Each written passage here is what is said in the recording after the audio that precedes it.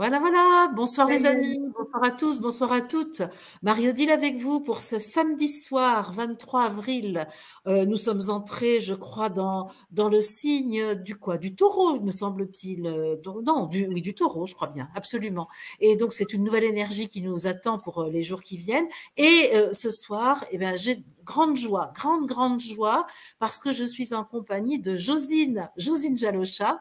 Et voilà, Hello tout le Josine. monde. Bonjour, bonjour. Ravi. Merci de m'accueillir dans ce direct, premier direct, Marie-Odile. Merci à C'est ton toi. premier direct. Et ça, quand même, je suis contente de faire ce baptême, parce que c'est une forme de baptême, finalement, hein. Encore un saut supplémentaire. Allez. Voilà. Ouh.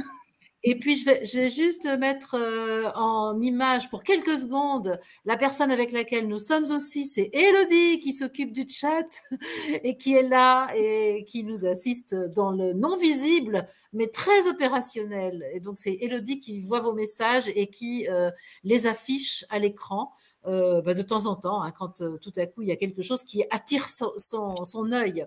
Alors Josine, en fait, moi, un jour, YouTube, dans sa grande générosité, m'a proposé une de tes vidéos. Et je me suis dit, ah, allez, est-ce que je regarde ça? Puis je me suis dit, oh, le rythme, tu parlais très Ouais, lentement. Et je ouais. me suis dit, ah là là! Et en fait, ça m'a captivée. C'est-à-dire que j'ai dépassé tout plein d'a priori, évidemment. Et en Oui, fait, j'ai oui. adoré rentrer en contact avec toi parce que au cours de cette première vidéo que j'ai regardée, ça fait plusieurs mois déjà, j'ai eu la sensation de rentrer totalement en contact avec ton être, d'être en affinité avec toi comme une copine.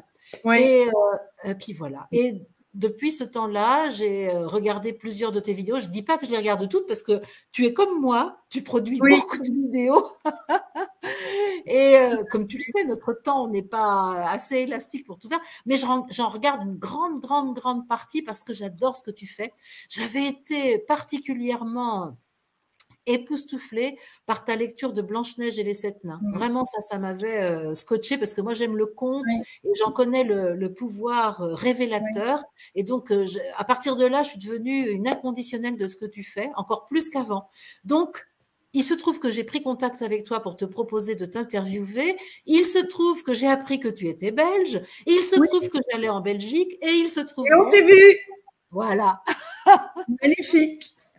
Et et que moi, c'était dans l'improbabilité totale. Au niveau disponibilité, je veux dire, ça aurait pas pu être un jour avant ou un jour après, ou c'était possible que là, en fait. Donc, eh ben, tu veux dire que c'est nos magnifique. jeudis, ils ont Oui, tricoté une écharpe là pour qu'on oui, puisse se retrouver, hein. tout à Mm. fait. Ils sont Et merveilleux. puis, et puis la rencontre a été une évidence comme voilà, c'était Oui, une évidence, une grande joie. Les personnes qui nous accueillaient, un petit coucou d'ailleurs à Bernadette et à Bernadette, Dominique, voilà, oui, qui nous merveilleuse. Ce qui s'est passé, c'est que moi, je connaissais personne et c'est comme si je retrouvais des copines d'école, quoi. c'est ça. C'est vraiment, on mangeait ensemble, on était d'une authenticité, d'un naturel et d'un spontané. C'est ça qui est merveilleux en fait, qui se passe pour le Mm. moment, c'est que toutes ces retrouvailles sont des vraies retrouvailles. Ouais. Absolument. Et des nécessités. Il y a vraiment la sensation que c'est nécessaire de reconnecter avec certains êtres pour que l'œuvre puisse s'accomplir d'une façon plus soutenue, plus intense, plus active. Oui, et puis on se rend compte surtout, en tout cas pour ma part, tu vois, autant j'ai toujours été paumée dans ma vie à chercher des gens qui Mm. me ressemblent dans une forme de ressenti, de compréhension, de partage, d'intérêt aussi, d'intimité, parce que moi j'ai toujours été intéressée par l'intimité qui fait peur à tout le monde, donc fatalement c'était un peu compliqué, et maintenant cette intimité est tout à fait naturelle. Ouais, elle vient vite. Il n'y a plus besoin des bruits conversationnels, des moments tu sais, où on se jauge, etc. Là, c'est tout de suite la On rencontre est, peut avoir lieu. on est tout de suite qui on est en fait, et Voilà, on le montre, et on c'est ça. l'affirme, et on le dit, et il n'y a plus de retenue. C'est ça, moi, qui me… Enfin, moi, ça fait très longtemps que je me retiens plus, Mais tu ne pouvais, oui, tu ne pouvais pas ne pas te retenir avec tout le monde. Moi, je sais que, par exemple, mes fils, quand il y a un pote qui vient à la maison ou quoi, ils disent, maman, tu fais attention à ce que tu vas dire, quoi. Ouais, parce qu'ils savent. Mais bon, leurs potes savent qui je suis aussi, hein, maintenant. Donc, Voilà. quand les potes viennent à la maison, c'est aussi pour de bonnes raisons. Voilà, c'est ça. C'est aussi leur je suis qui les emmène chez toi C'est pour que aussi parce qu'il n'y a peut-être pas ça chez eux, tu vois, voilà, et qu'il pour qu'ils faut bien quand entendent. même en parler à quelqu'un. Oui. Mmh, mmh.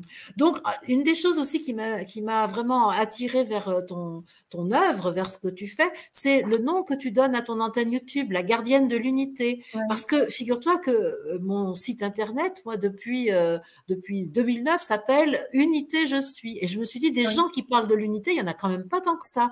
Et moi, je Oui. sais pas trop pourquoi enfin, je commence à savoir un petit peu pourquoi c'est le nom de l'unité qui m'a été Ouais. inspiré pour qualifier les propositions que je fais. Et toi, entendre quelqu'un qui se dit gardienne de l'unité, je me suis dit, bon, on va voir ce qu'elle dit, celle-là, sur l'unité. Ouais. Et franchement, c'est pratiquement à chaque fois quand tu transmets quelque chose, je me dis, bah, je pourrais transmettre exactement la même Ouais. chose.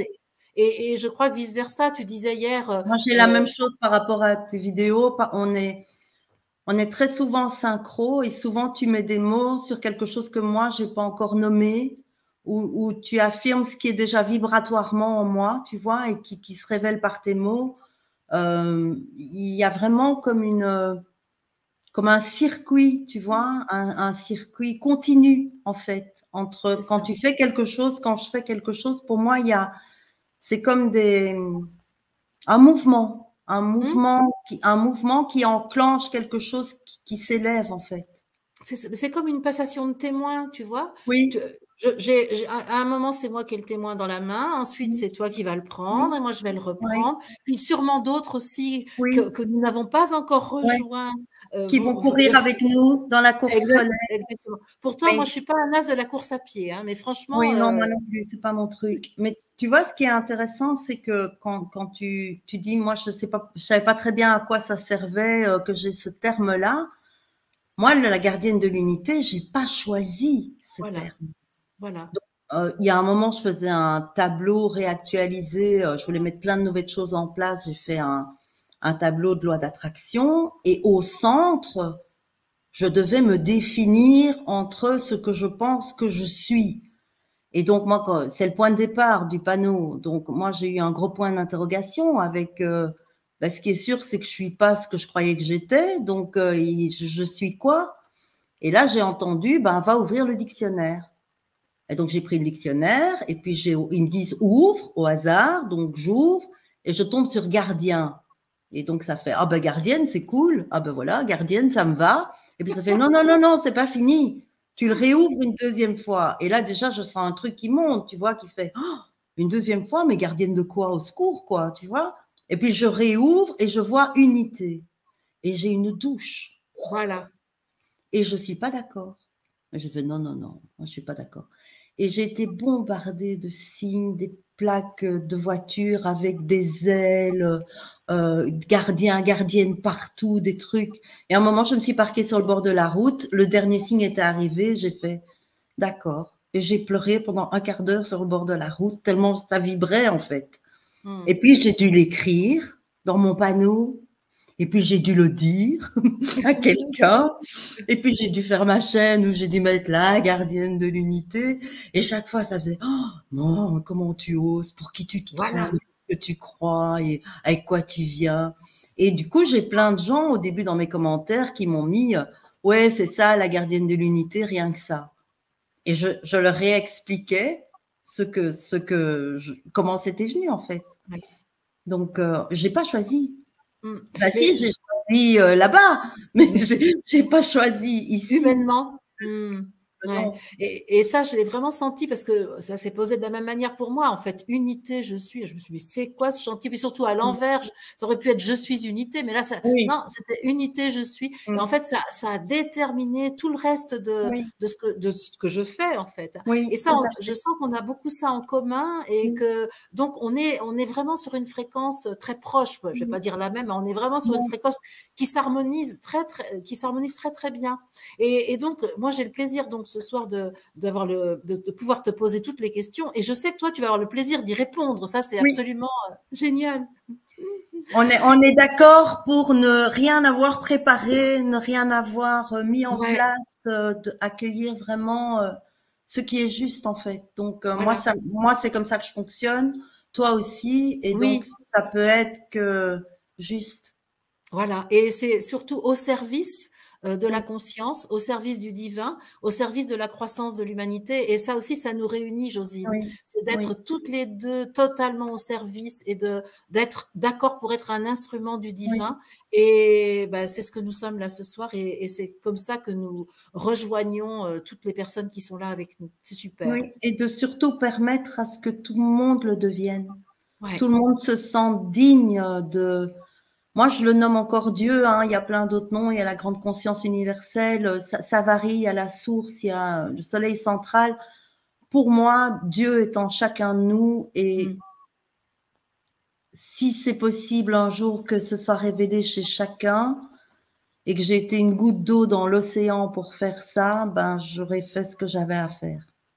Et est-ce que tu serais d'accord, Josine, là, pour que ce soit totalement inhabituel dans ma pratique, mais qu'on commence là tout de suite, toutes les deux, par porter cette fréquence, justement, de Oui, la conscience du Dieu que nous sommes à l'intérieur de nous, tout à pour fait. que, pour que l'émission commence déjà, tu vois, sur ces vibrations très élevées, parce que moi, je commence à cuire. Tu sais qu'on Oui, est moi, intéressés toutes les deux par l'alchimie. j'ai vraiment mon cœur comme l'image du cœur christique avec les rayons qui se diffusent. Tu vois, mon cœur, c'est.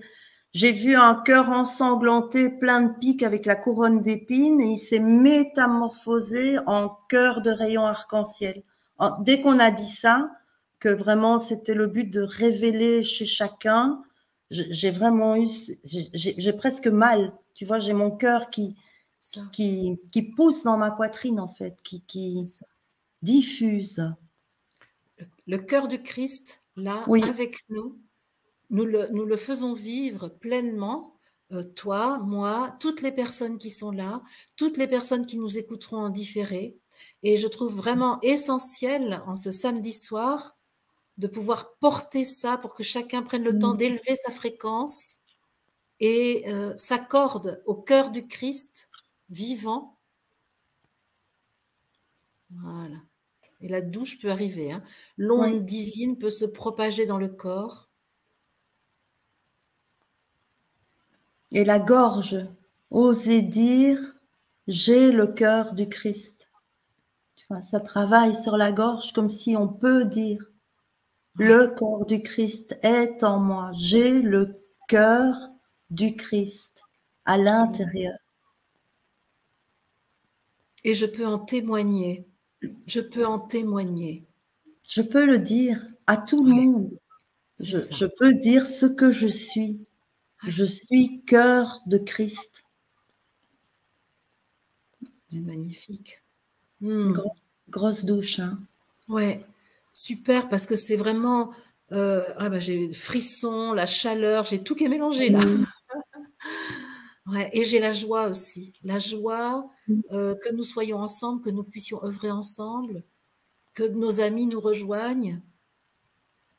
Et je sens la La coopération. connexion, ouais, là, moi Voilà. je sens la connexion qui grandit comme ça. C'est que ça me fait comme, tu vois, quand ma mère cousait, qu'elle avait un aimant et qu'elle ramassait ses épingles et que toutes Ah les oui, épingles arrivaient, j'adore. comme ça se Ouais. rassemblaient. C'est Hmm. vraiment la sensation que j'ai. Je sens vraiment le groupe qui se réunit. Ouais, et tu sens aussi le plan spirituel qui nous rejoint, et ça fait une grosse puissance, tout ça, hein. Hmm. Ça grésille autour de moi. Tu vois, ça Ouais, pétille autour de moi en fait. c'est ça. Et moi, ça illumine. Et là, on peut maintenant même, ça y est, on est bien installé, on peut vraiment inclure la Terre, et je propose qu'on fasse toute cette émission avec la conscience qu'on inclut la Terre et l'humanité tout entière avec nous, dans notre atmosphère. Hmm. Allez, on invite toute l'humanité à rejoindre la fréquence sur laquelle nous sommes réunis tous ici, la fréquence du Christ, du cœur du Christ que nous sommes, que nous portons en nous, la fréquence de la conscience solaire, de l'amour inconditionnel. Il y a plein de lumières qui s'allument partout. J'ai une vision du globe comme ça, vraiment avec plein d'étincelles qui s'activent. Voilà.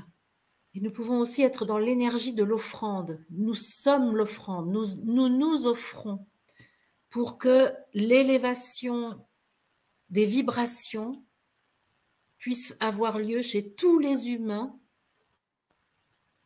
qui vont capter par leur sensibilité cette information du cœur du Christ en eux-mêmes. Et je viens d'avoir une synchronicité merveilleuse. J'ai une chouette Athéna qui vient de planer devant ma baie vitrée. La sagesse. La guerrière sage. Super. Celle qui utilise la lumière plutôt que l'épée. Hein. C'est ça. C'est ça. C'est vraiment où j'ai des... Bah, super. Très, très puissant. Oui. Moi, je suis très contente de cette première marche-là qu'on vient de construire ensemble. Oui. Et sur laquelle nous invitons tous ceux qui sont là et toute l'humanité, la Terre entière. Allez, parce qu'il faut vraiment inclure la conscience des humains là dans l'œuvre que nous accomplissons ce soir. Tu sais, l'image que j'ai, la vision que je viens d'avoir, c'est quand il y a quelqu'un qui est sur scène et qui chante une chouette chanson, et puis il y a toute la foule qui monte pour venir chanter avec lui, tu vois. C'est vraiment l'image que j'ai eue, et tout le monde quitte monte sur la scène au lieu de rester en bas dans la fosse de public, en fait. Tout le monde s'élève. Tout le monde vient participer. Voilà, participe et s'élève. Monte sur scène, La bonne scène, pas la Prends scène sa de place. Exactement, prends sa place sur la scène de la vie. Et quand tu parles de la scène, ça, on va faire l'analogie avec la scène, le dernier repas, c'est-à-dire cette communion, cette Eucharistie qui se produit alors. Oui. L'union de tout, hein, j'entends. L'union de tout. Oui.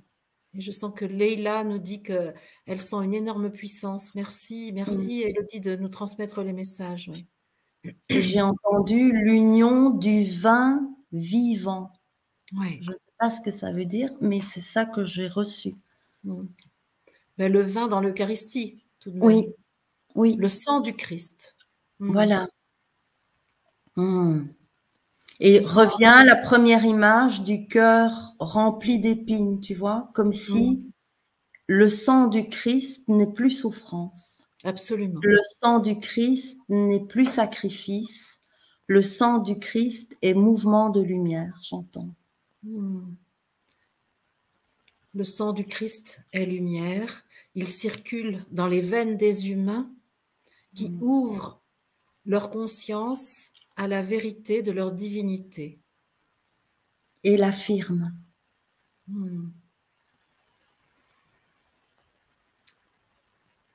Bon, je sens que nos amis sont d'accord pour venir. Ethel frissonne. Merci Ethel. Super. Eh bien, on va maintenant surfer sur cette belle vague d'amour que nous avons formée là, ensemble avec les personnes qui sont là. Et Josine, comment ça a commencé pour toi cette perception des plans subtils? Tu peux nous raconter comment c'est venu pour toi? Moi, j'ai toujours vu. J'ai toujours vu et j'ai jamais été entendue. Donc, toute petite, je rentrais dans ma chambre et je disais qu'il y avait des gens dans ma chambre et on punissait. Et là, le truc et astuce que j'avais trouvé, c'est je courais dans le couloir pour sauter directement dans mon lit sans marcher par terre. En me disant, quand je suis sous les couvertures, j'ai peut-être une chance de pas mourir. Et puis, au fur et à mesure, il y a eu quand même des manifestations presque physiques là où je dormais. Et mes parents ont décidé de me changer de chambre, ce qui n'a rien changé puisque les manifestations ont changé de chambre aussi. Et mais c'était quoi les manifestations physiques, tu peux me dire? Alors, j'ai eu de l'odeur de pisse sur les murs. Très Des, des, agréable. oui, magnifique, hein, mais genre urinoir bruxellois, quoi. Hein, donc vraiment le truc, le hall de gare. Des ronds sur le papier peint, comme si le papier peint était brûlé, de Ah oui, des choses l'acier, qui étaient très, très très palpables, physique, très sensorielles. matériel. Oui. Oui, oui, Mm. vraiment visible pour eux. Donc, mais ça n'avait jamais rien à voir, en fait, pour eux. Et ça a créé énormément de solitude chez moi très petite parce que quand je descendais dans la cave, on avait un escalier très pentu et je devais toujours aller chercher ma mère avait tout mis à la cave. Donc, quand il fallait une casserole, une poêle, il fallait descendre à la cave. Et Ah, j'avais très, très peur de descendre à la cave. Et mon truc et astuce, c'était, je vais chanter très fort en descendant.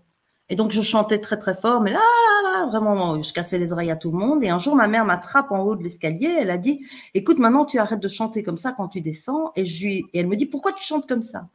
Et je lui dis, comme ça, si je m'arrête de chanter, vous viendrez me chercher et ils sauront pas me prendre. Et là, ma mère me regarde, elle me dit, mais avec quoi tu viens? Et elle me dit, qui? Ben, je dis, ceux qui sont dans la cave.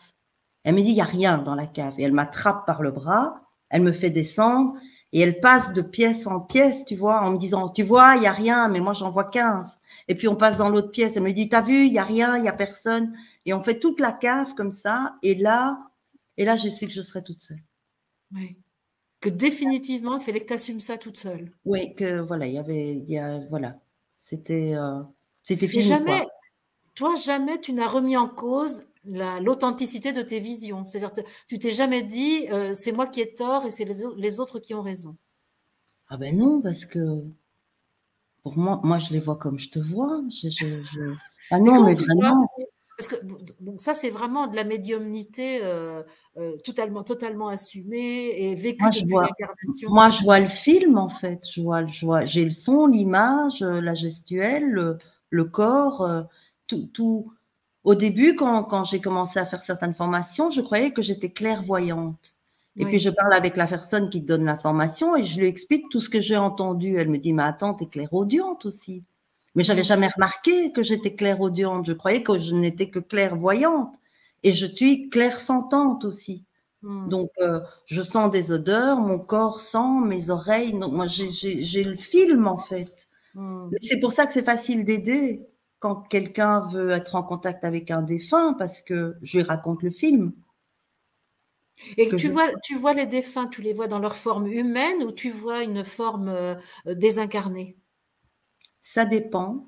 J'ai déjà eu des vibrations, ça dépend où ils en sont dans leur phase de retour vers le haut ou de revenir dans un corps, en fait. Oui, c'est ça. Donc, quand ils sont très très loin, ce n'est qu'une vibration et le contact est très différent.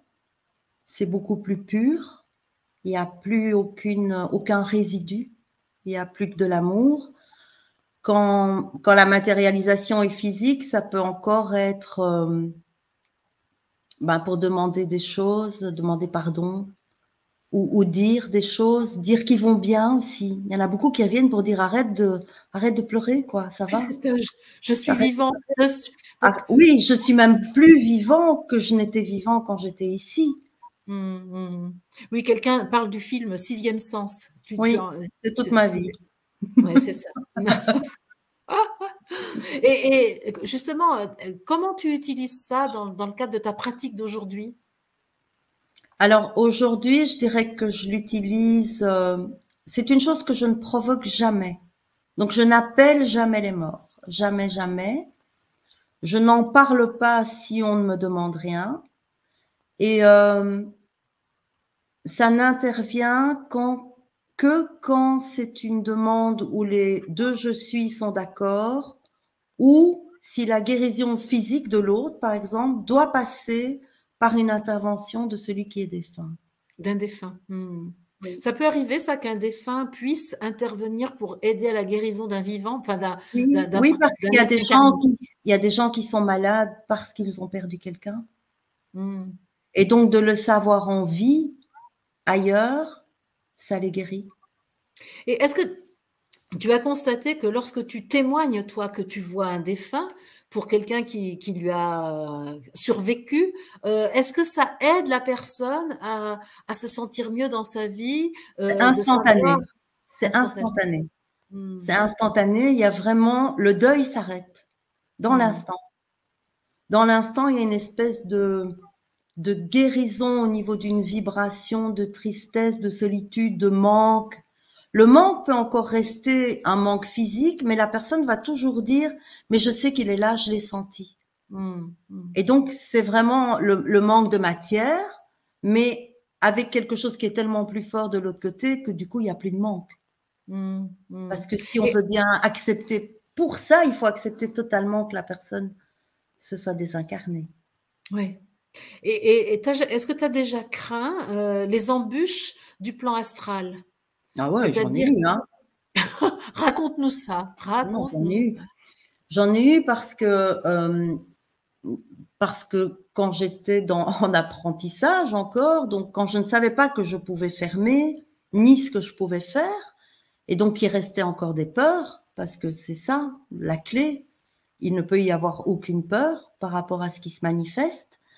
J'ai un jour été locataire d'un appartement d'une femme qui avait perdu son enfant. Elle était morte, mais elle avait perdu son enfant bien avant, pendant la guerre, dans ce bâtiment-là. Et quand je revenais, chaque fois que j'ouvrais la porte, elle attendait son enfant. Et c'était pas son enfant. Donc elle n'était pas contente. Oui, Elle n'était pas j'imagine. contente. Et elle m'a fait vraiment des misères, quoi. J'arrivais plus à dormir. Je sentais, comme on dit, je le Elle dis t'en encore. voulait. Elle était sur mon dos, quoi. Tu Mmh. vois, tu sens quand ça. Mmh. Mais ça ne m'arrive plus jamais dans le sens où je n'ai plus jamais peur.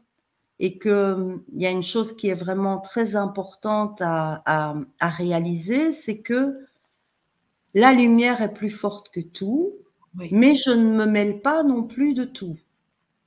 C'est-à-dire qu'il y super. a une zone dans laquelle je suis d'accord d'aller, dans ma voyance, dans ma médiumnité, et il y a une zone qui, pour moi, c'est tellement intégrée que non, qu'elle n'existe pas.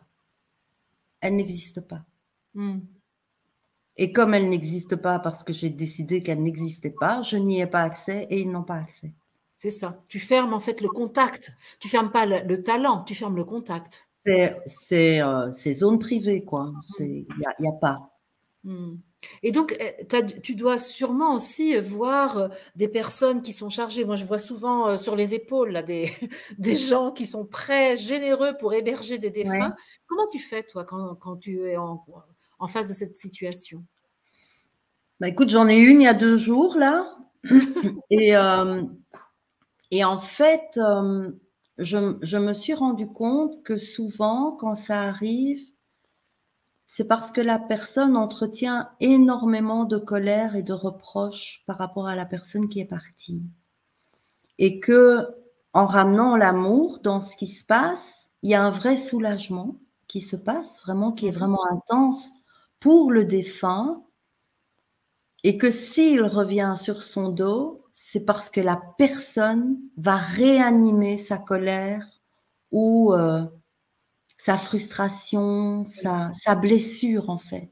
Ou parfois le sentiment d'inutilité qui fait qu'on est d'accord pour héberger quelqu'un d'autre. Tu vois, j'ai pu repérer ça. Tu as jamais vu ça? Oui, si, si, il y a des gens qui ne vivent que parce qu'ils sont habités par quelqu'un. Exactement. Et donc c'est ça qui est parfois difficile, c'est de dire à la personne qui est habitée: «Beh, est-ce que tu peux lâcher?» Comment, c'est difficile de faire comprendre ça, non? Est-ce que tu peux voir que tu n'es pas inutile si tu es toute seule? Moi, c'est Exactement. souvent ce que je dis. Bah, c'est Il y a quelque mmh, chose d'autre que ça que tu peux être, en fait. mmh, c'est ça, c'est ça.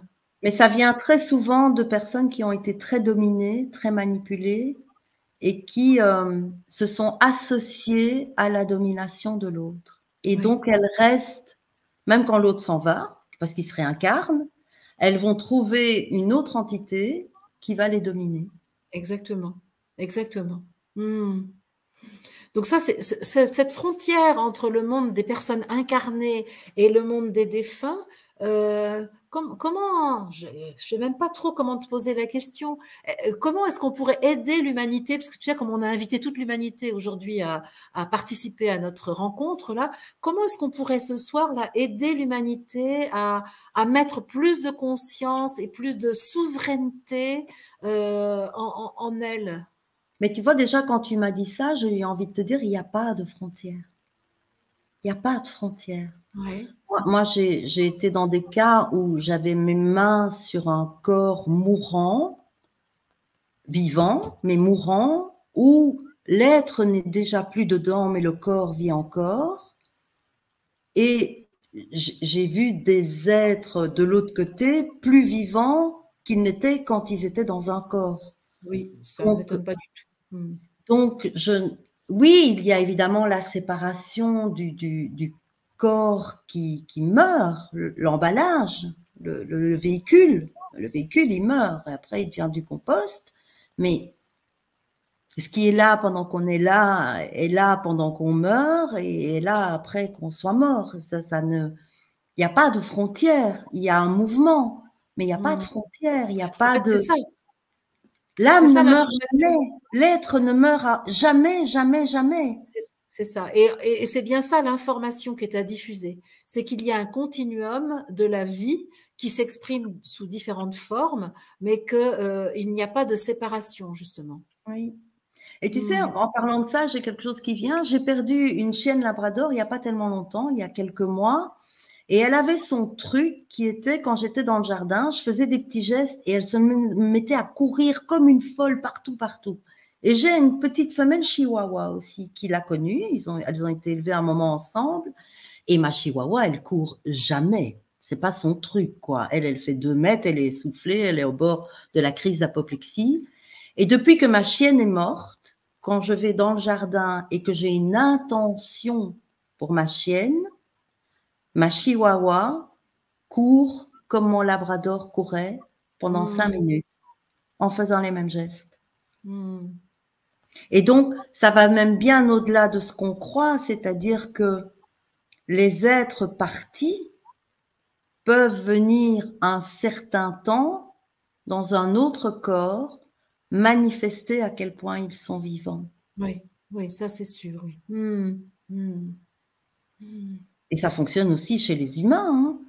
Moi, encore plus peut-être. Oui, j'ai eu plein de cas où ma maman, je l'ai vue dans d'autres humains, quoi. Elle est venue, mais c'était ma mère. Je sais que c'était ma mère. Il y a tout disait que c'était ma maman. C'était vraiment une présence matérialisée de ce qui n'est plus là.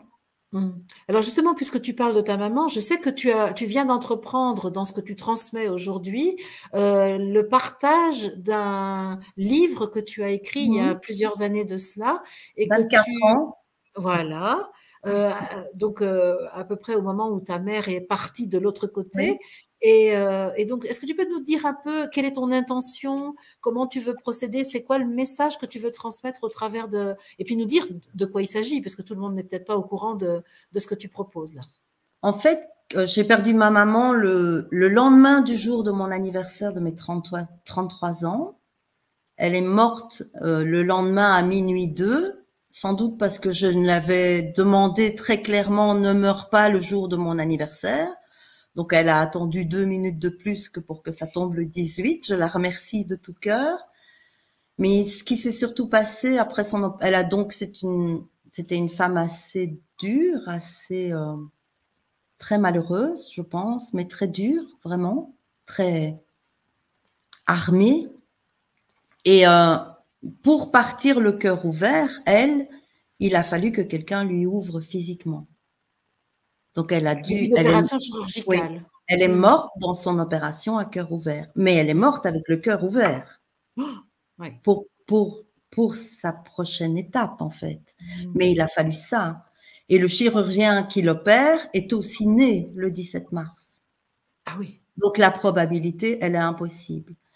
Et de ça, ce qui va vraiment être pour moi très révélateur et qui va tout déclencher, c'est que quand je vais la voir aux soins intensifs et que c'est tellement dur, quand je ressors des soins intensifs, d'avoir vu toute cette souffrance, je m'effondre et je dis, et s'il n'y avait rien après.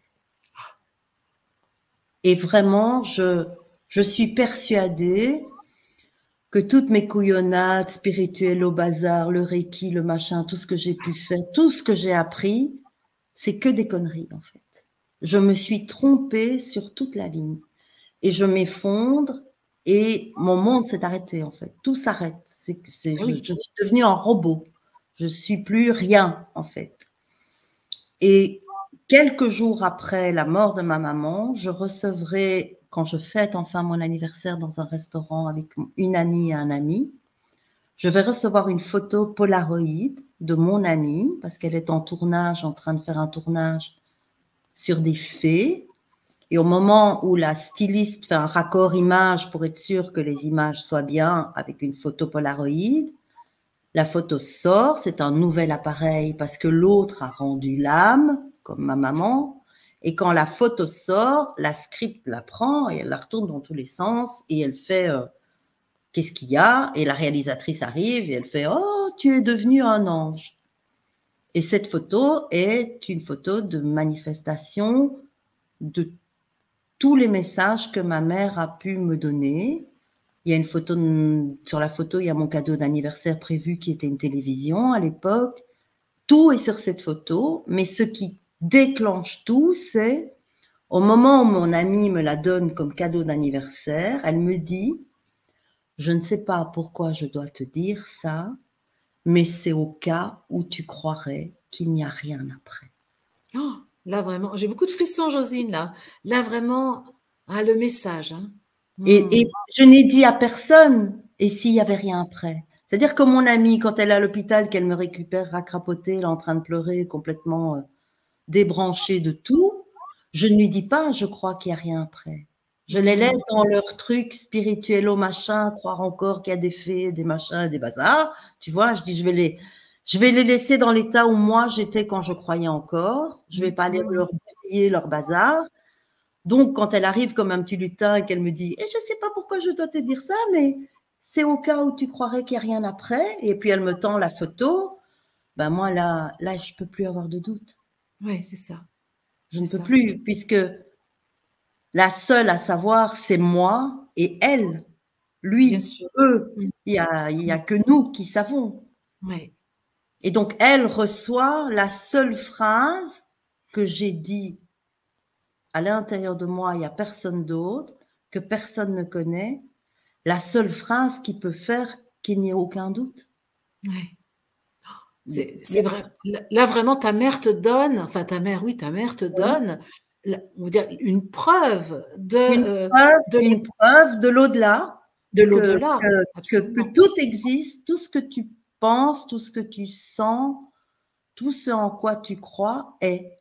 Et surtout que elle-même était-elle dans une disposition d'avoir la foi, parce que comme elle niait que toi tu pouvais voir des entités, Écoute, je pense que ma maman était vraiment une sorcière refoulée, très fort, puisque personne n'arrivait à lui mentir, et elle sentait des choses, elle avait des prémonitions,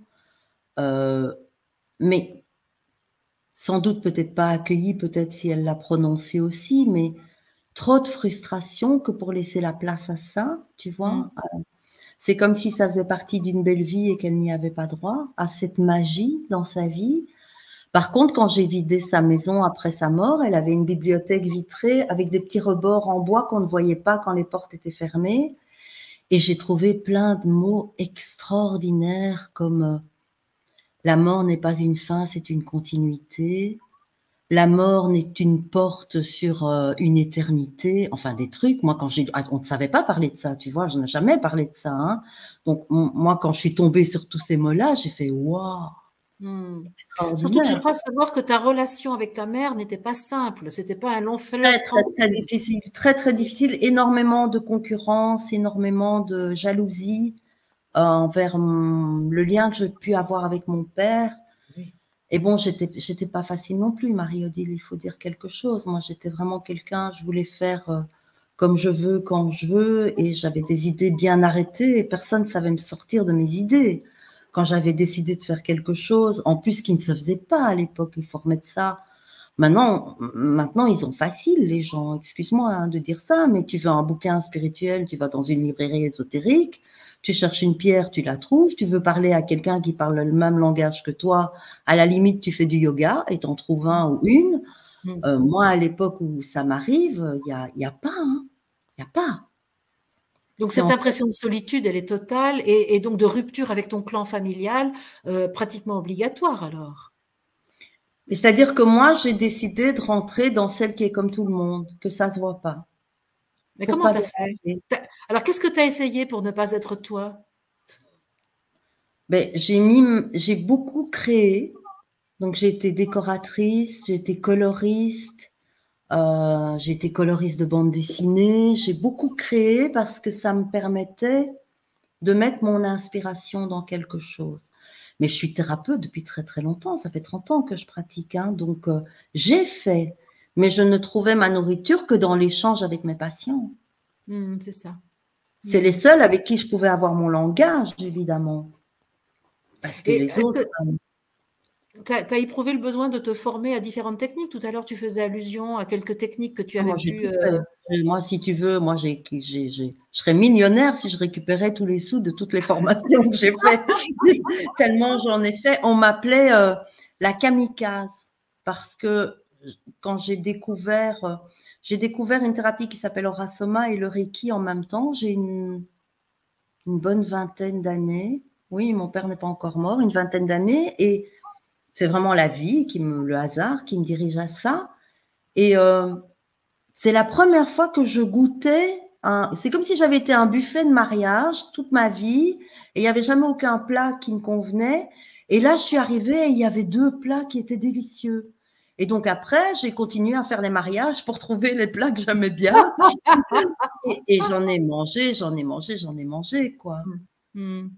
Alors, Mais, justement, oui, mais je sans jamais pratiquer ce que je mangeais.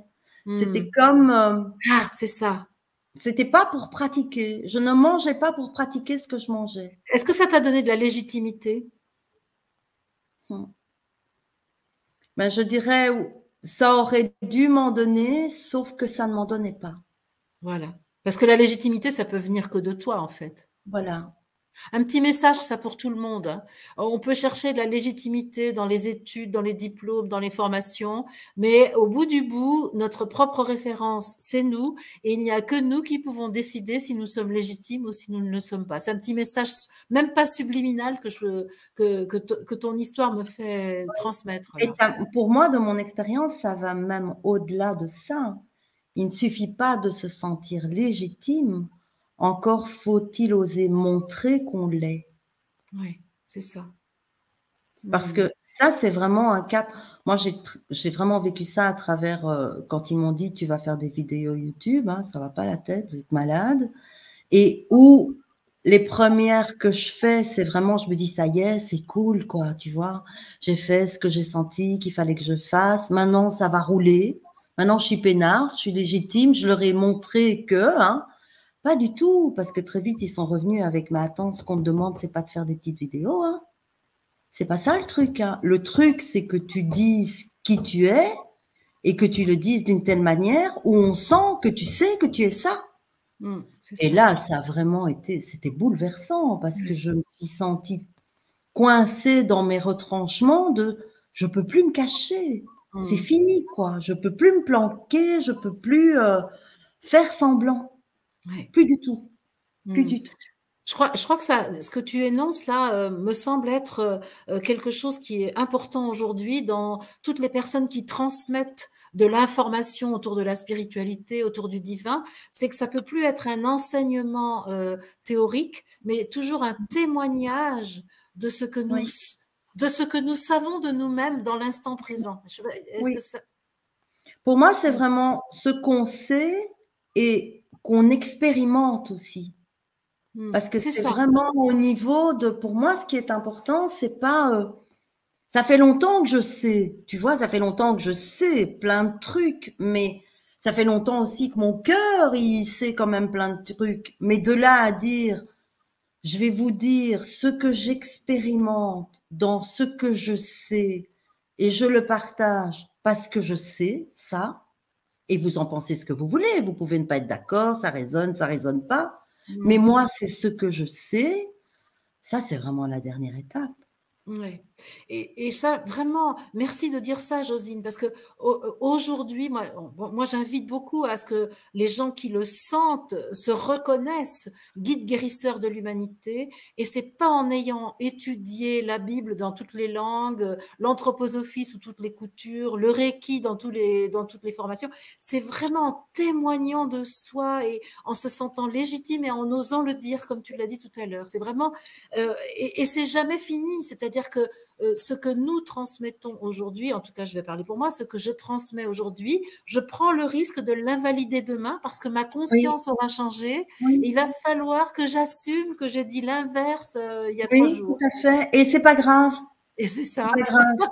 Et c'est pas grave. En fait, moi, au cours de cette dernière année où j'ai fait mes vidéos YouTube, quand je vais en revoir ou que certains commentaires me ramènent à ce que mais je sais plus ce que je disais dedans, je me dis, mais j'ai dit que des conneries. Oui, Mais comment j'ai pu dire une chose? Mais j'étais vraiment, c'était mon expérience de ce moment-là, dans la conscience que j'avais dans ce moment-là. Et au lieu de critiquer ou de juger, moi, ça me dit, waouh, t'as bien avancé. c'est T'as ça. bien avancé, en fait. C'est ça. Regarde, Ouais, ouais. regarde comme là, il y avait encore tout ça dans lequel tu t'empêtrais, que tu savais pas, le jugement, l'auto-jugement, le machin, la souffrance. Et regarde un peu maintenant la paix que tu peux avoir, même quand tu vois ça. C'est-à-dire que quand je regarde ces vidéos-là de moi, je suis pleine de compassion pour moi, C'est ça. C'est ça. disant ça. Hmm. Hmm. Et est-ce que t'as, en dépit de tout ce qu'on vient de dire, quels sont tes références spirituelles? Est-ce que tu as, par exemple, une école ou enfin, sans parler d'une école, mais quelques références? On a parlé du Christ tout à l'heure, bon, ça me semble tout à fait évident, mais est-ce qu'il y a quelque chose? Je sais que tu t'intéresses à l'alchimie, je t'ai entendu parler des contes. Donc, c'est quoi ton cadre de référence, je vais dire? Et en as-tu un déjà? Non, j'en ai pas. Non, mais je suis sérieuse, je n'ai jamais eu un référentiel auquel je me réfère, tu vois. Donc, moi, j'ai le référentiel qui vient. Ouais, Donc, le référentiel que j'utilise est ce qui se présente à moi dans ce que je dois utiliser. C'est pour ça que parfois, j'ai un référentiel qui arrive et j'y connais rien. ben oui, c'est Et je ça, vais, et je vais sur Internet voir c'est quoi ce truc en fait, parce que c'est ça. je sais que je vais devoir parler de ça, mais je n'ai aucune fondation de connaissances. Et par rapport à ce que je vais devoir exprimer, j'ai besoin de la fondation. Elle doit pas être épaisse. Ça peut être 5 lignes sur Internet qui vont faire ah ouais, ah oui c'est ça. Parfois j'ai même pas la définition du mot que je dois dire. Parfois je dis des mots, je sais pas ce que ça veut dire et je dois aller voir au dictionnaire c'est quoi que ça veut dire? Ah oui, c'est ça. Et c'est toujours merveilleux, ça colle parfaitement bien. Mais parfois, dans une canalisation comme ça, directement, je vais utiliser un mot. Et pendant que je le dis, je me dis, merde, j'espère que ça a du sens parce que je sais même pas Oui, ce que ça je veut comprends dire. très bien je comprends très bien. Ou par exemple, des notions de géographie. Moi, je suis pas très Oui, douée en géographie. c'est une grosse nulle. Je fais, mon Dieu, j'espère que c'est vrai que ce qu'il me dit, c'est au bon endroit, quoi, parce que Oui, moi, c'est je ne ça. sais pas où je mettrais ça. Oui, oui, oui. Et donc, des référentiels, j'en ai pas. Je pense que je suis depuis toujours très fort guidée. Mes parents n'étaient pas du tout religieux, pas du tout pratiquants. Ça rendait dingue ma mère parce que depuis que je gagne de l'argent de poche, j'achète des bondieuseries. Et donc, que ce soit ma chambre ou ma maison, quand j'étais voisine de chez ma maman, il y avait des bondieuseries partout, mais de toutes les religions, toujours. Donc j'avais des trucs orthodoxes, chrétiens, des bouddhas, des croix d'encre. J'avais des trucs sacrés religieux dans tous les coins de ma maison. Et ça rendait dingue ma mère parce qu'elle rentrait chez moi, elle disait, c'est quoi toutes ces bondieuseries ici dans cette maison? Qu'est-ce qu'on a besoin de ça? J'ai toujours eu besoin d'être entourée de sacrés en n'y connaissant rien, en fait. Donc, je pouvais aller sur une brocante et trouver un objet, ma première clé d'angle, par exemple, je ne sais pas, je n'y connais rien, j'ai 16 ans, j'arrive sur une brocante et je fais, oh, c'est chouette ce truc. Une clé d'angle comme ça, je la ramène, je la mets au mur et je ne sais pas ce que c'est. Et je l'apprends des semaines après par quelqu'un qui a un collier. Je lui dis, oh, j'ai le même machin au mur. Elle me dit, bah oui, c'est une clé d'encre. Quoi? C'est quoi? Je sais pas. Donc, c'est toujours venu à moi, en fait. Et justement, alors quand tu dis ils, par exemple, tu dis c'est venu, tu parles Oui, de ils m'ont dit, etc. oui. Quelle image ou quel C'est bon. aspect tu donnes à cette guidance que tu captes? Euh, Ça passe par mon grand moi, mon grand je suis, c'est sûr. C'est lui l'antenne, tu vois. C'est lui qui capte ce qui est en Mm. haut. Et pour moi, ce que je capte, c'est… Là, tu me demandes encore de faire un saut, hein, Marie-Odile. Allez, on Mhm. va y aller, hein, puisqu'on est là Oui, pour ça. J'ai chaud. oui. Euh, Moi, allez, on va le dire comme ça. Vas-y, Josine, lance-toi, on va y aller, on va le cracher. Je capte la conscience universelle. Oui. Voilà, je n'ai pas de… Et tout ce qui est dans la conscience universelle, quand ça veut passer par moi, je capte les nuances de la conscience universelle. C'est Et magnifique par… parce que la couleur, je ne sais pas comment tu te débrouilles, Josine, mais la lumière change autour de toi quand tu parles là. Donc c'est juste magnifique tout ça. pas voulu. Maintenant, je sais que c'est pas voulu. Et donc, ce qui se passe, tu vois, j'ai fait des expériences comme ça. Une de mes premières expériences origine, c'est quand j'étais plus jeune, à un moment, j'ai eu un appel à faire des bijoux d'âme. Et donc, je créais des bijoux d'âme avec des pierres. Je connectais le je suis de la personne et je recevais la pierre qu'il lui fallait. Oui. Et j'avais acheté plein de matos pour faire des… C'était que des pierres naturelles. Et quand j'avais reçu la pierre que la personne devait avoir, des mains tissaient à travers mes mains comment la pierre devait être sertie, attachée, tout ce qui venait, et je recevais une histoire d'âme. Et Mhm. parfois, je me retrouvais à la fin, je regardais, je me retrouvais, j'avais 5, 6 fils comme ça, et je me disais, mais enfin, ça va être moche, quoi, il va rester plein de fils partout. Et ça s'emboîtait, mais parfois, il me restait un morceau de fil comme ça, et c'était la longueur parfaite pour ce qu'il me faisait faire pour le sertir. Merveilleux. C'est là que j'ai appris à obéir. Donc, quand j'entendais, maintenant, tu prends une petite améthyste, et mon petit jeu, il voulait mettre une autre pierre, il prenait l'autre pierre, et je ne pouvais pas enfiler cette pierre. Je la mettais et elle faisait stong. J'en reprenais une autre, elle faisait stong. Et parfois, je me fâchais et ça ne marchait que si je suivais. Et un jour, j'ai eu une expérience comme ça. Je travaillais chez Orasoma. C'est des huiles essentielles, une thérapie par la couleur qui a été reçue par Vicky Wall, qui était aveugle quand elle l'a reçue. C'est une thérapie très, très, très, très belle, très forte, beaucoup trop chère. Mais ça, c'est un autre problème. Et je travaillais encore dans ce centre-là et une dame arrive en détresse parce qu'elle devait provoquer l'accouchement de son bébé qui n'était pas viable. Et à l'époque, la dame qui s'occupe de ce centre, ben, elle ne voit pas trop comment elle peut l'aider. Et moi, j'accueille cette dame, je parle avec elle et je suis profondément touchée par elle. Et elle s'en va et on lui indique où elle peut trouver ce qu'elle cherche. Et dès que je rentre à la maison, je reçois, tu dois faire un bijou d'âme pour son bébé. Et je commence et j'utiliserai une… ça ne me reviendra pas. J'ai un problème avec les noms. Soit. Obsidienne? Non, une pierre très chère. Tu vois, comme les vieilles madames, elles ont des bijoux et des bagues avec ça. C'est Les un peu rubis? arc-en-ciel, tu vois. Ah, d'accord. C'est… Je ne reviendrai pas sur le nom. Ok, Et c'est pas grave. j'utilise la mienne parce que je dois utiliser ça. Et j'ai fait un voyage au-delà de tout ce que j'avais déjà été. Je me suis retrouvée dans de la lumière pure, dans un organisme vivant qui était comme cellulaire, comme cellulaire. Et j'ai créé ce bijou avec tout ce que ça venait, des pierres pour la vessie, des pierres On pour te le suggère vin. labradorite. Est-ce que ce serait une labradorite? Non. Non, c'est une pierre un peu blanche, Opale. une Une opale. C'est une Voilà, opale. merci. C'est la Une personne opale. d'avant qui a gagné. Bravo, Oui. vous avez gagné toute notre reconnaissance. C'est super. Et je fais ce bijou, tu vois, et il est là. Et je fais, bon, ben, il est là, maintenant, il est fait. Je vais quand même pas rappeler la maman en lui disant, bonjour, vous m'avez laissé votre numéro de téléphone. Si vous voulez, j'ai fait un bijou pour votre petite fille que vous venez d'avorter. Hein, au secours, quoi. Ça va ou quoi la tête, hein, je peux pas faire ça. Et donc, j'attends. Je retourne dans ce centre, c'est mon jour, et le téléphone sonne et c'est la maman. Elle me remercie pour ce que j'ai fait et puis elle me dit, je dois vous dire autre chose. C'est comme si vous aviez quelque chose pour moi. Et là, bah, je veux être sûre qu'on est sur la même longueur d'onde. Je fais comment ça? Oui, c'est comme si j'avais reçu un message de ma petite fille que vous auriez quelque chose pour moi qu'elle aurait à me donner.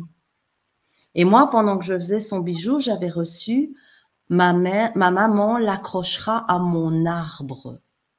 Moi, je reçois ça. Et je reçois et je dis, ben, écoutez, puisque vous êtes là et que vous m'en parlez, ben, en effet, j'ai dû faire ça, et je lui explique. Et j'ai dû mettre une pierre pour la vessie, une pierre pour les reins. Et je lui explique toutes les pierres que j'ai dû mettre. Et c'est tous les organes qui n'étaient pas formés et qui rendaient son enfant non viable. Oh là là. Donc, du coup, là, c'est très fort. Et puis, je lui dis, écoutez, venez, il est pour vous. Moi, je ne sais rien en faire, il est pour vous. Mais elle m'a demandé que vous l'accrochiez à son arbre. Et en fait, quand elle a su qu'elle était enceinte, elle a planté un arbre pour sa petite fille. Donc, Et tout donc, était... ouais, tout était orchestré. Mais ce que tu me demandais, tu vois, qu'est-ce qui t'inspire? Oui. Pour moi, c'est ce que j'ai touché là. Mm. C'est cet espace de... Ça n'a pas de nom, je ne sais pas mettre un nom. Mm. Alors, tu sais, ce qui me vient en t'écoutant, parce que c'est tellement magnifique, les perceptions que tu as, la pertinence de ces perceptions, leur utilité. Mais je me dis, mais quelqu'un comme toi, Josine, est-ce qu'il n'y a pas une espèce d'envie de sauver le monde? Est-ce que tu te Ah, sens pas l'âme d'un messie? Mais justement, ça m'intéresse. Parce que quand tu vois les capacités que tu as moi, à... j'en ai pris plein la gueule, hein, avec arrête de vouloir sauver le monde. C'est vraiment, et mon mari me le dit encore presque tous les jours. Tu ne sauveras pas le monde. Il me le dit tous les jours. Arrête, tu n'es pas là pour sauver le monde. Moi, il y a des moments dans ma maison où c'est une basse-cour ambulante, c'est un hôpital pour animaux. J'ai fait des consultations avec un bébé moineau non plumé dans mon soutien-gorge. J'avais mes consultations parce que quand je le déposais, le fait qu'il ne soit plus en contact avec de l'humain, quelque chose de vivant, il mourait, il se laissait mourir. Et donc, moi, j'ai des patients qui sont venus et pendant la consultation, bon, il était là, tu vois, un peu comme les chiens où il n'y a que leur tête qui passe dans la voiture, comme ça, tu vois, et qui font comme ça derrière. Mais ce moineau était dans mon soutien-gorge avec sa tête qui sortait de mon soutien-gorge dans mon décolleté. Et je faisais un break toutes les 20 minutes pour aller lui donner un verre pendant ma consultation. Parce que rien n'est plus important que ça. J'ai toujours fait ça. Je me suis arrêtée au milieu d'une autoroute pour qu'un chien ne se fasse pas écraser au prix d'être écrasé. J'ai eu plein de... Maintenant, je me suis un peu calmée, là. C'est-à-dire que maintenant, quand ça arrive, j'envoie les troupes en haut. Je fais, il faut que vous vous occupiez du chien pour qu'il ne se fasse pas écraser, qu'il n'y ait pas d'accident et que tout rentre dans l'ordre. Donc, C'est-à-dire que je tu fais délègue. l'intermédiaire, voilà, c'est ça. Oui, je délègue. Je délègue maintenant. Tu es la conscience humaine qui qui fait le nécessaire pour que les forces spirituelles Et interviennent. ça marche d'en faire, hein. J'envoie la voiture derrière. Oui, non, oui, ça marche très bien. La voiture derrière va s'arrêter. Il y a un mec qui va sortir des talus, enfin, ça s'orchestre magnifiquement bien, quoi. Donc, t'as pas, malgré tout, parce qu'avec des capacités comme celles que tu énonces, quand même, tu dois avoir, comment dire, tu dois avoir du mal à retenir ton élan d'amour dès que tu vois quelqu'un en difficulté. Mais je n'y arrive pas. C'est ça, tu peux pas. Non, Ouais. je n'y arrive pas. Il m'est arrivé de donner à quelqu'un qui est venu frapper à ma porte à une époque où on n'avait rien, de lui donner de quoi vivre avec ce qu'on n'avait pas. Donc lui pouvait après manger et nous plus. Mais ça ne m'a pas empêché de lui donner. Mmh. Et Ça est-ce m'a que tu as remarqué que l'abondance, malgré tout, malgré des périodes peut-être un peu plus difficiles, est-ce que l'abondance a toujours été là dans ta vie ou est-ce que tu as manqué de toujours, choses matérielles? toujours. Je n'ai Raconte-nous jamais les miracles. Raconte-nous les miracles. Je n'ai jamais manqué. Donc, par exemple, j'ai vécu à une époque, je vivais à Bruxelles seule. Bon, il était hors de question que je demande un franc à ma mère. Hein, ça, c'était bien clair depuis très longtemps. Et je me rends compte que je ne connais pas ma valeur. Donc, déjà, c'est dur à l'époque. Mais j'ai vraiment plus rien ni pour manger ni pour boire. Et je vais recevoir une patiente qui est en très mauvais état, que je ne connais pas, mais qui ne sait pas marcher. Et je vis dans une arrière-maison. Donc, il faut descendre et son mari la porte parce qu'elle ne sait pas marcher, la dépose sur ma table et je lui fais un traitement de 2 heures, 2 heures et demie en me disant, j'espère ma boîte était dans mon hall. Je voulais même pas avoir de contact avec l'argent. J'ai une grande difficulté avec ça, c'est que je n'ai jamais compris pourquoi je devais monnayer mon don. Ben oui, c'est difficile C'était quand même. vraiment quelque chose d'extrêmement difficile. Et Mmh. donc, ma boîte pour me payer était à la valeur de ce que les gens estimaient de ce que je venais de faire. C'est eux qui décidaient et ils mettaient dans la boîte. Mais bon, je faisais déjà bien ceinture. Je fais le traitement à la dame qui descend de la table toute seule et qui repart en marchant toute seule en me vénérant de tout ce que j'avais fait pour elle. Et je me dis, chouette, avec ce qu'elle va mettre dans la boîte, je vais au moins avoir pour manger une semaine. Et c'était encore à l'époque des francs belges. Et donc, je vais, pleine d'espoir, ouvrir ma boîte dans mon couloir. Et elle avait mis une pièce de 20 francs belges pour un traitement de 2 heures et demie. Mais c'est sans doute ce à quoi j'estimais valoir à ce moment-là. Hein.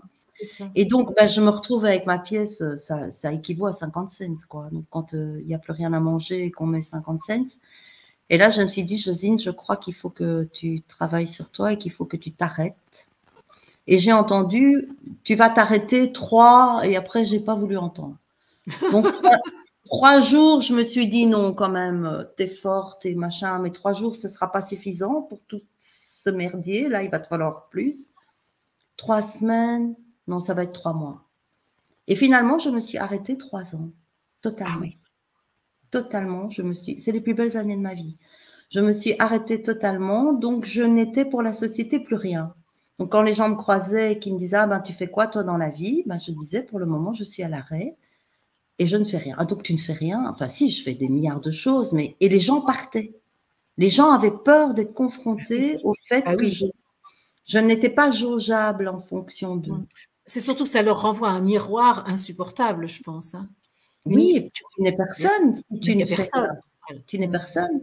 Et donc, j'ai traversé des périodes quand même où je me suis dit, là, maintenant, tu as utilisé ta dernière pièce de 20 francs belges et les armoires sont vides. Donc, comment vas-tu faire? Et je sors de mon appartement, à mon arrière-maison. J'habite près d'une gare à cette époque-là. Et quand j'ouvre ma porte, par terre, il y a un billet de 500 francs belges. Et la rue qui est toujours bondée, parce que j'aurais couru derrière tout le monde pour demander qui a perdu ça. Hein, ben oui, parce qu'ils sont là pour que je les rende. La rue était déserte.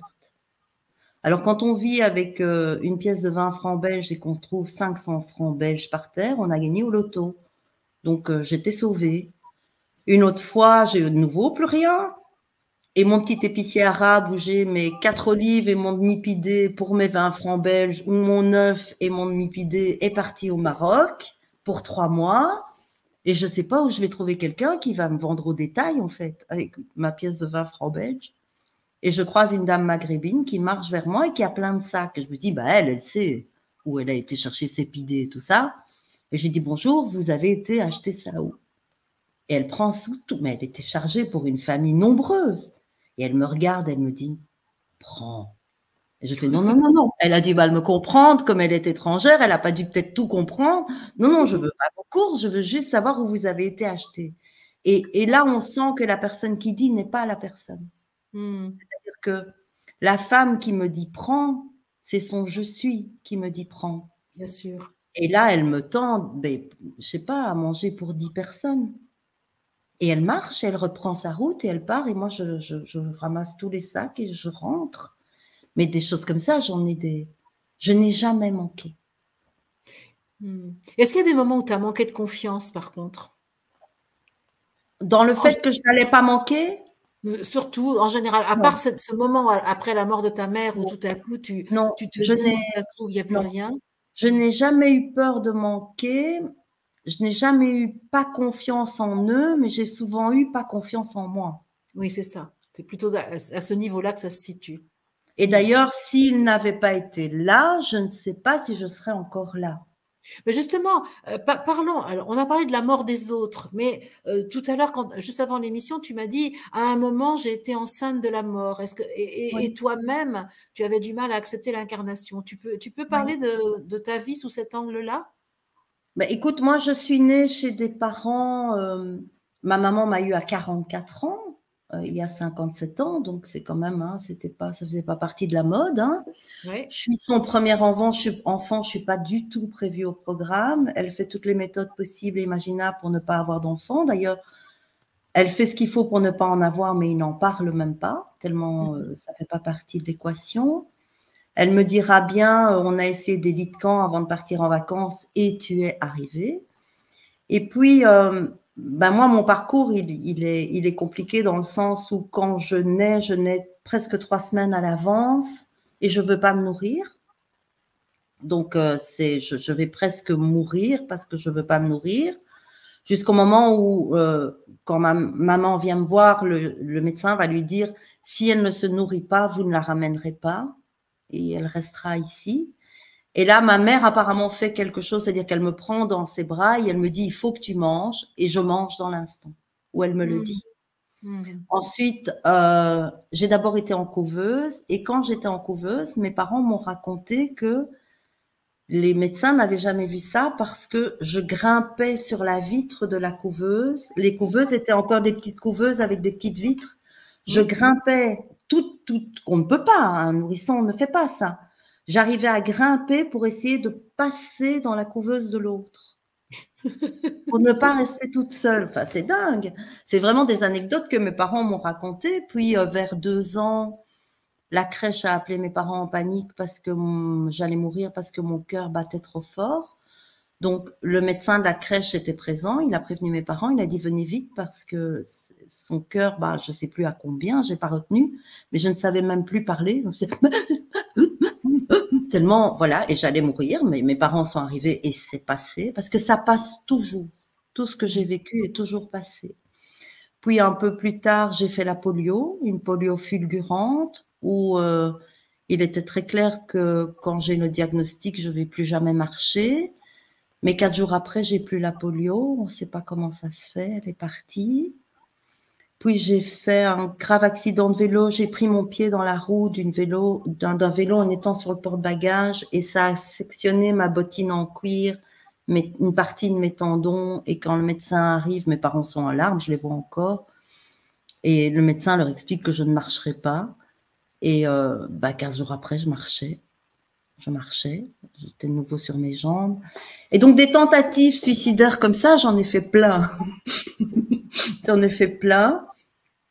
Et, euh, et j'ai beaucoup été confrontée à la mort des autres, puisque mon premier souvenir de mort, c'est une vieille dame qui était comme une voisine dont mes parents s'occupaient, mais qui avait presque la place d'une grand-mère pour moi. Et c'est la première image de la mort que j'ai, c'est vraiment elle. Donc elle est décédée et ma grand-mère est venue me garder à la maison. On avait une grande baie vitrée comme ça qui donnait sur la route. Et c'était encore l'époque où pour la sortir de sa maison, on l'a mis sur un chariot avec des chevaux. Et le cercueil a été conduit sur chariot jusqu'au cimetière du village. Et ma grand-mère me gardait et j'ai piqué une crise de nerfs, toute petite que j'étais, parce que je voulais y être. Je voulais être là avec elle pendant qu'elle était sur son cercueil et qu'on l'emmenait à l'hôpital, enfin au cimetière, mais je n'avais pas le droit, mes parents n'avaient pas été d'accord. Et je sais qu'on m'a beaucoup, j'ai le souvenir du cercueil qui passe, j'ai le souvenir de ma colère, mais j'ai le souvenir de toutes les fois où on m'a raconté la crise de nerfs que j'ai fait parce que je ne pouvais pas être là. Hmm. Et donc, Donc, oui, je quand tu pense disais, que je suis venue pour accompagner la mort c'est ça, c'est ou, ça. Et ou, ou pour autre chose. porter en toi, tu disais. Hmm. Porter en moi aussi, oui, parce que, comme je t'ai expliqué avant qu'on ne commence, Hmm. j'ai fait une fausse couche entre mes deux petits garçons d'une petite fille. Et j'étais enceinte de presque 5 mois quand j'ai fait cette fausse couche. Cette petite fille devait s'appeler Eden, donc il y avait quand même quelque chose qui était prévu au programme de ne pas être trop incarné. Et quand le médecin a vu que le cœur de cette petite fille ne battait plus, il m'a dit on va laisser faire la nature. Et évidemment, moi j'ai dit on va laisser faire la nature. Sauf que je suis restée enceinte de cette petite fille sans que ma fausse couche ne se déclenche, presque 6 semaines. C'est absolument Et, impensable. ah oui, non, Impensable. c'était une horreur, hein, c'était une horreur parce que je sentais que quelque chose pourrissait en moi. Ben oui, quand même. C'était, ah ben oui, c'était évident, mais ça ne se déclenchait pas et je voulais que ça se fasse naturellement. C'était vraiment, ça doit être naturel, ça doit être naturel. Et puis j'ai compris en fait à travers la mort de cette petite fille, à un moment où c'est quelqu'un qui me dit ah oui mais t'es plus enceinte, alors oui mais t'es quand même encore enceinte. Et à ce moment-là je lui ai dit bah oui je suis enceinte de la mort. Et en le disant je l'ai entendu. Ça a vraiment fait oh, je suis enceinte de la mort au lieu d'être enceinte de la vie. Et c'est là que j'ai compris grâce à cette petite fille que je n'avais pas choisi d'être avec les vivants et que j'étais toujours avec tous les morts que j'avais perdus. Et c'est elle qui m'a fait me positionner. Et dans la minute où j'ai compris, je suis enceinte de la mort, je ne veux plus porter la mort en moi, ma fausse couche s'est déclenchée 10 minutes Voilà. après. Eh bien, ce que je te propose là, parce que cette phrase, elle est très importante. Je ne veux plus porter la mort en moi. Tu sais, je ne sais pas quel est ton point de vue, d'ailleurs, on n'en a jamais discuté, mais moi, tu sais que je suis persuadée qu'on est là dans cette incarnation pour apprendre à ne plus mourir et à faire vivre le corps éternel dont nous sommes dotés.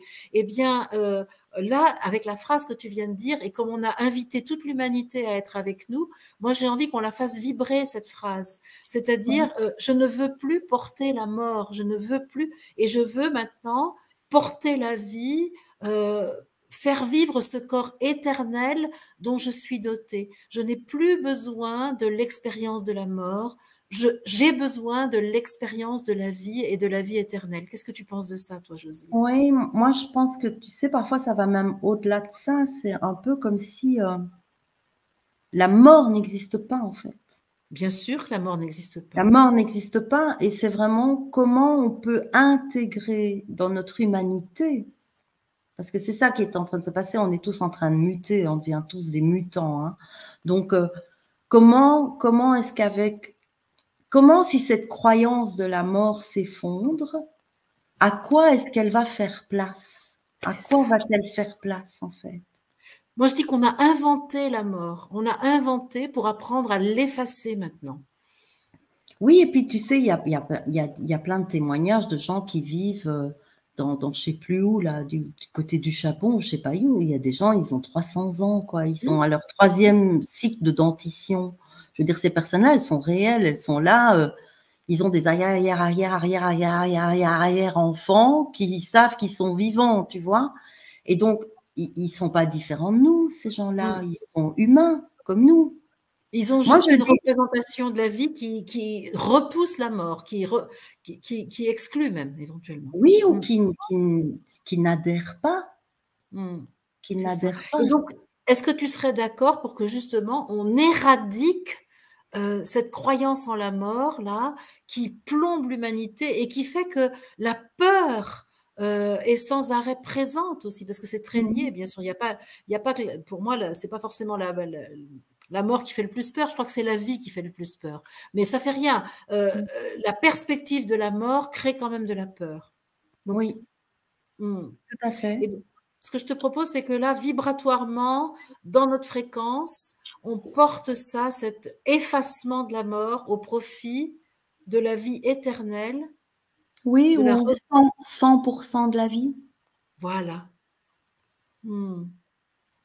plutôt Ouais. que d'enlever quelque chose, de n'être que vie, tu vois? Et dans naître, il y a N apostrophe E-T-R-E, mais il y a aussi naître, Absolument. n'être que vie, Hmm.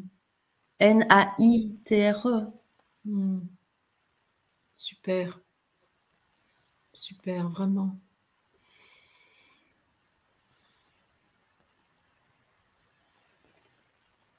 Je Alors, sens tout, redonner. je sens Oui, toute la résistance. Je Ouais, c'est sens, ça, hein.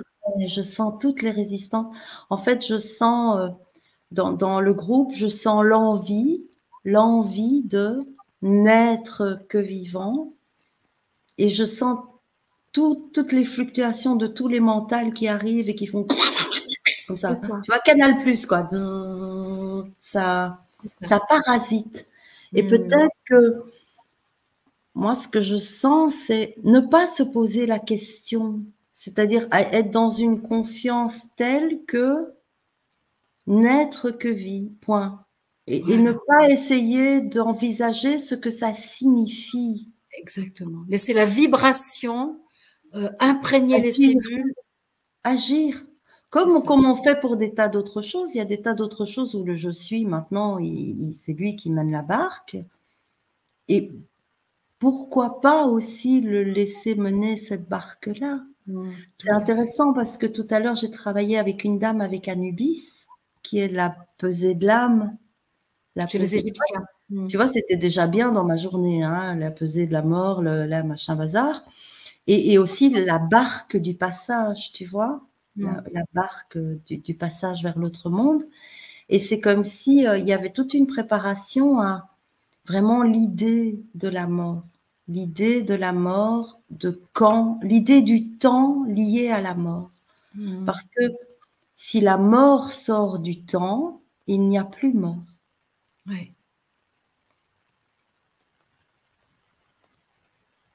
Et si on n'est que vie, il n'y a plus vie dans ce que l'on sait qu'on est, il n'y a plus de mort. Ouais. Et si Et l'humain est prêt à expérimenter maintenant, tiens, qu'est-ce qui se passerait dans mon corps, dans, dans mes cellules, dans mes organes, si tout d'un coup ma croyance basculait en je suis vie à 100%, mm, où est-ce que ça conduirait l'humain? ouais. Juste laisser faire. Quitte à prendre une croyance, prendre celle-là, C'est ça. finalement. Parce que la seule mort qui puisse s'envisager alors, c'est la mort des croyances, justement, la mort Oui. des identifications, la mort de ce que la légende humaine a gravé dans nos Mm. consciences pour le basculement auquel nous nous préparons depuis maintenant des années. C'est la mort de la peur, C'est ça, Marie-Odile. c'est ça, c'est C'est ça. quand on fait le cheminement de la peur, quoi qu'il nous arrive, quand ah, il arrivait ça, alors j'ai eu peur. Ah oui, parce que s'il arrivait ça, alors, bah alors ça, et alors ça, et alors ça, et alors ça. Tout le monde arrive toujours au même endroit. Alors je Ouais, meurs. ouais. Alors Et je suis d'ailleurs, seule, alors je meurs.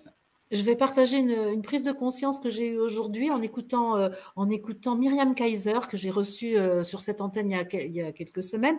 Et en fait, j'ai compris quelque chose, mais d'essentiel, parce que très souvent, moi, dans les personnes qui écoutent les vidéos, qui viennent au séminaire que j'anime, ils me disent, ah, mais moi, je ne ressens pas. Et j'ai compris ce qui empêche l'accès au ressenti, c'est la peur, justement. C'est parce qu'on est tellement occupé à traiter la peur que finalement, pendant qu'on a peur, on ne peut pas ressentir. Et donc, la bonne nouvelle que j'ai à annoncer à tout le monde aujourd'hui, c'est si vous croyez encore ne pas ressentir, alors que vous vivez des situations, ben, on va travailler ensemble sur la peur, on va éliminer les sources de peur, parce que Oui, les dangers sont souvent fantasmés, en fait. Donc, juste le oui. fait Et puis j'avais reçu une phrase aussi moi tout à l'heure, c'est, je vais te la dire parce qu'elle est tip top dans ce qu'on partage là maintenant. Tu vois, dans le fait d'accepter ce qui est, qui peut aussi être la mort de l'autre, de quelqu'un, d'un animal, d'une situation, dans le fait d'accepter ce qui est, tant qu'on affronte quelque chose, donc la peur c'est affronter, hein, Hein. tant qu'on affronte ce qui est, le je suis ne peut venir t'aider et te soutenir. Hmm.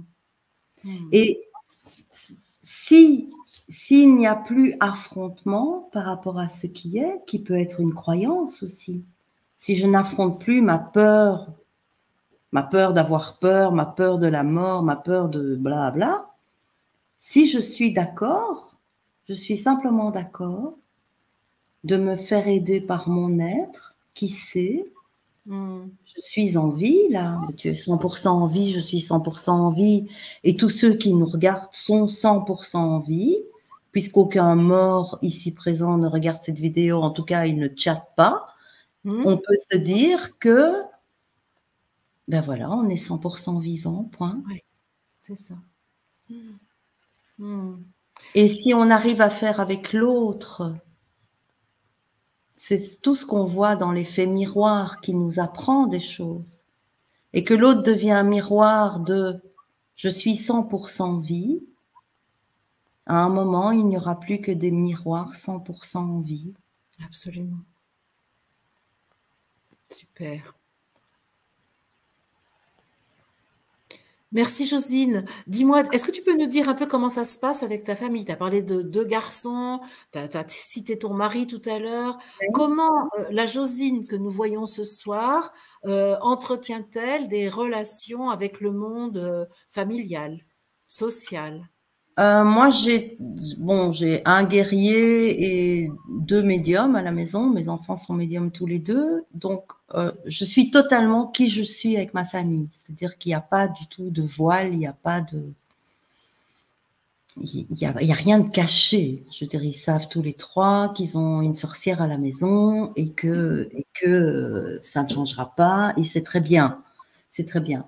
Avec, avec sans doute des choses où, pour le moment, avec tout ce qui se passe, c'est peut-être un peu plus difficile de prendre du temps pour sa famille.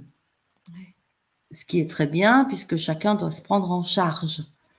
Mais c'est vrai que ça fait des changements dans la famille, ça. Quand on prend du temps à être, on est peut-être un peu moins disponible. Et ça, c'est une réalité. Ça ne crée pas de problème, ça crée des changements. Ça C'est crée ça. des changements. Donc, mais chacun est bien à sa place, en fait. Chacun est bien à sa place en train de... Bon, avec, mes fils sont encore ados, ou jeunes ados, ou un peu plus vieux, mais c'est des jeunes, avec des idées bien 3D, tu vois. Malgré leur médiumnité. Ah C'est-à-dire oui, qu'ils arrivent à combiner leur oui, médiumnité et oui. leur appartenance au groupe social dominant. Écoute, il y a quelques jours, j'étais avec mon fils aîné dans la voiture, qui s'appelle Sinaï, et, euh, et tout d'un coup, il vient me parler du Christ. Et on a une petite conversation comme ça sur le Christ. Il me pose des questions très intéressantes sur le Christ que j'ai oubliées, mais très pertinentes. Il me demande ma manière de penser, tout ça. Je lui explique ma manière de penser. Il me dit, ah ben c'est exactement ce que je pensais et ça va, je suis pas encore trop endormie alors, il m'a dit. Super. Parce que je pense qu'ils sentent quand ils s'éloignent de ceux qui sont, tu vois, mais ils sont Mm. encadrés. Allez, une petite douceur pour nous. Plume Aken qui dit: Je n'ai pas envie que cette émission s'arrête. J'ai peur de la mort, de perdre le fil de votre douceur. Mm, Merci. Merci, Plume Aken. oui, Et alors, Josine, bah, il va falloir quand même qu'on pense à s'arrêter. Ça fait 1h20 qu'on oui, est ensemble à oui, pardon. l'antenne, Oui. mais c'est super. Moi aussi, je pourrais passer la nuit, hein.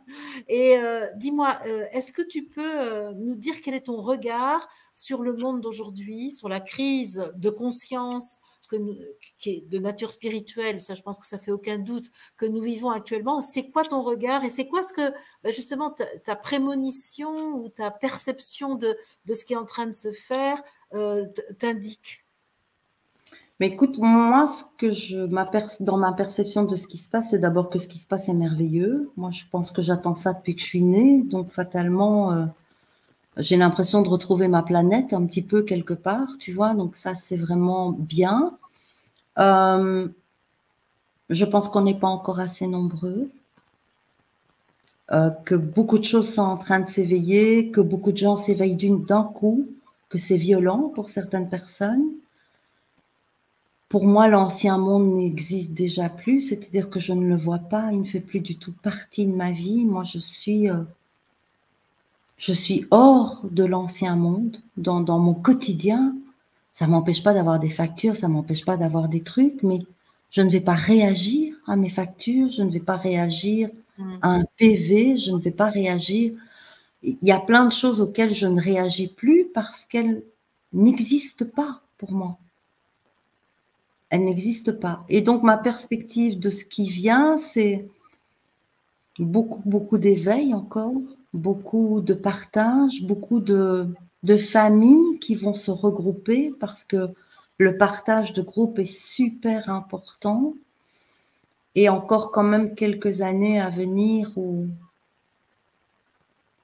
va bien falloir entretenir son je suis pour ne pas oublier qu'on est je suis, un grand je suis, et ne pas adhérer à cette illusion qui risque peut-être de grandir dans le côté secouant qu'elle va avoir et qui est indispensable pour réveiller ceux qui ne sont pas encore réveillés.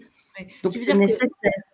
que le côté, comment dire, matérialiste pourrait se renforcer pour exacerber, en fait, s'exacerber pour qu'on en voit toute la vanité, comment dire, la voie sans issue que ça peut Oui, être. oui, mais je pense qu'on est vraiment dans une période où une partie sombre est au service total de la lumière C'est et ça. que plus il y a de lumière, plus l'équilibre est parfait. Et c'est cet équilibre poussé à son extrême qui créera l'unité. C'est C'est-à-dire ça. que plus personne n'aura peur du plateau de l'ombre Ouais. parce qu'il ne verra que l'équilibre. Et est-ce que tu as une intuition de ce que peut être l'espèce humaine qui vient, ce corps qui est appelé à connaître l'unité? Moi, je vois vraiment des êtres de lumière. En fait, je vois encore des humains lumineux. C'est ça. Je vois vraiment des humains lumineux. Je vois des choses comme de la télépathie, comme ce qui se pratique déjà chez les aborigènes, chez certaines tribus qui n'ont pas oublié, mais comme si nous, on allait tellement se rappeler que ça va redevenir naturel. Nos enfants n'iront plus jamais à l'école comme nos enfants vont à l'école maintenant. C'est ça. Ils iront à l'école de l'être. Alors, C'est mon désir, vraiment. C'est à ça que j'œuvre. Sabrina nous dit, certains disent que la fin de ce monde touche à sa fin, que ce monde touche à sa fin, que le bout du tunnel est là. Pour toi, on a donc encore du temps à attendre pour que le nouveau monde arrive, celui qu'on espère tant. Ben, je vais dire non, parce que pour moi, le nouveau monde, il est déjà là. Il est déjà Je là. suis dedans. Pour moi, je suis dedans. Maintenant, peut-être que la matérialisation physique du nouveau monde extérieur à nous-mêmes que nous attendons n'est pas encore matérialisée. C'est ça qui va mettre du temps. Mais le nouvel être humain du nouveau monde, il est là déjà. C'est ça. Dans les consciences. Moi, il est là. Pour moi, dans les consciences, dans le corps, il est déjà là. Et la vision de l'extérieur n'est plus la même. Moi, je ne pose plus du tout le même regard sur l'extérieur que le regard que j'avais avant. Moi, je me sens, je n'attends pas le nouveau monde, je suis dedans. Merci Josine de dire ça, j'adore. Je suis dans le nouveau monde. Je n'attends pas qu'on le crée. Pour moi, il est. Je suis le nouveau monde. C'est ça. Je suis vie et je suis nouveau monde. Forcément, puisque je suis vie. Et quel est le message que tu aimerais transmettre à l'Assemblée qui est là ce soir pour finir cette émission? Peut-être de dire que la plus grande peur qu'on peut avoir est la peur d'une chose qui n'existe pas parce que la mort n'existe pas. Et qu'on pourrait comparer ça peut-être à... C'est une drôle d'image. Hein. J'ai peur de Saint-Nicolas. Oui. Tu vois, j'ai peur de Saint-Nicolas. Mais Saint-Nicolas, il n'existe pas.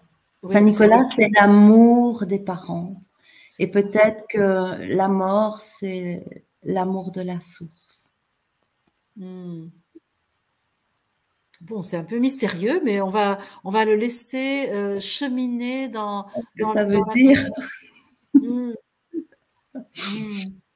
Alors, j'ai vu que tout à l'heure, une personne demandait comment est-ce qu'on peut prendre rendez-vous avec toi. Est-ce que tu peux nous dire où on peut te retrouver, comment Alors, j'ai une chaîne YouTube. J'ai pas encore de site. Ça va se mettre en place. Moi, je suis une troglodyte dans tout ça. Ça va arriver. Je prépare. On peut, sous mes vidéos YouTube, au nom de la gardienne de l'unité, vous aurez une adresse mail sur laquelle vous pouvez me contacter. D'ailleurs, c'est comme ça que j'ai fait pour te contacter. Bah Moi, oui, j'ai regardé. je suis un Ben, peu à la traîne là-dessus. ben non, mais pourquoi? C'est juste parfait. Et donc, qu'est-ce que tu proposes comme prestation en dehors de tes émissions YouTube, donc qui sont Alors, passionnantes? j'organise régulièrement en Belgique, en tout cas pour le moment une fois par mois, quelque chose qui s'appelle le Cercle d'Or. C'est-à-dire que je réunis des personnes pour une journée de travail, c'est intense, où les personnes ont accepté de venir en ne sachant pas ce qui se fait. Parce que moi, Mm. je ne peux plus rien prévoir et je sais que ce qui va se faire est parfait pour le groupe qui est là.